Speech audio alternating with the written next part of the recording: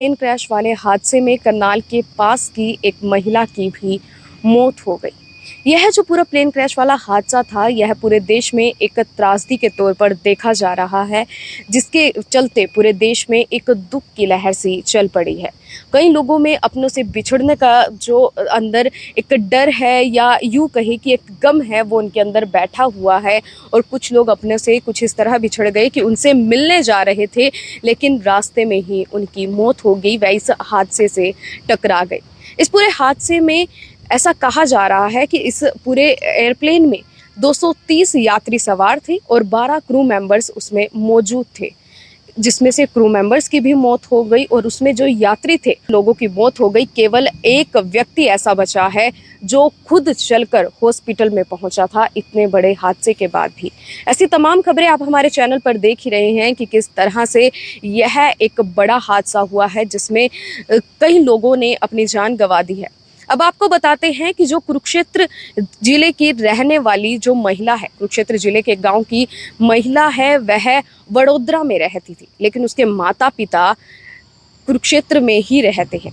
उस महिला के बच्चे, उस महिला के भाई बहन सभी गुजरात में रहते हैं, लेकिन उसके जो माता पिता हैं वो कुरुक्षेत्र से ही रहने वाले हैं।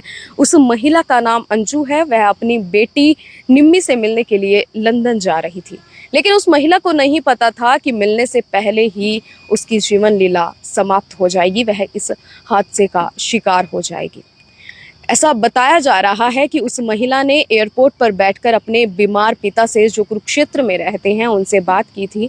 उनसे यह कहा था कि वह 6 महीने के बाद यहाँ पर भारत में वापस लौटेगी और वापस लौटने के बाद अपने पिता से मिलने कुरुक्षेत्र ज़रूर आएगी। यह जो बड़ा हादसा हुआ है, इसमें जो गुजरात के पूर्व सीएम है विजय रूपानी, उनकी भी मौत हो चुकी है। कई लोग अपने परिवार वालों से पूरी तरह से बिछुड़ चुके हैं। जैसे ये कहानी हमने आपको इस महिला की बताई कि यह महिला अपनी बेटी से मिलने गई थी, लेकिन इसको नहीं पता था कि रास्ते में ही इसकी पूरी जिंदगी खत्म हो जाएगी और यह उसकी अपने पिता के साथ अंतिम वीडियो कॉल होगी। उसके बाद वह फ़ोन कॉल पर भी बात नहीं कर पाएगी। बहुत से लोग ऐसे थे जिनका पूरा परिवार इस समय शोक में डूबा हुआ है। कई लोग अपनी आंखों में कई सारे सपने लेकर विदेश जाने की चाह में, या कई लोग अपने से मिलने के लिए कई सारे आंखों में ख्वाब सजाकर उस प्लेन में बैठे थे, लेकिन वह सभी हादसे का शिकार हो गए और हादसे का शिकार होने के बाद उनकी जीवन लीला पूरी तरह से खत्म हो गई। यह जो महिला है, इसके भाई भी डायरेक्टर हैं, ऐसा बताया जा रहा है।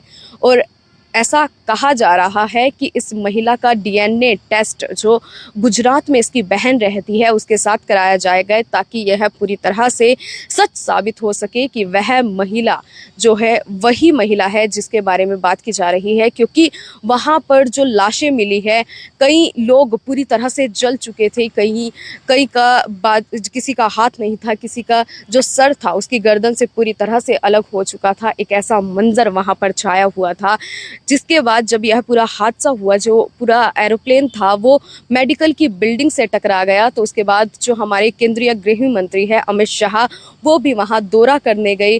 लेकिन पूरा जो देश है, जिन लोगों के परिजन उस एयरप्लेन में बैठे थे, उनके अंदर अभी भी शोक की लहर अभी चल रही है और वो गम में डूबे हुए हैं। नमस्कार, आप देख रहे हैं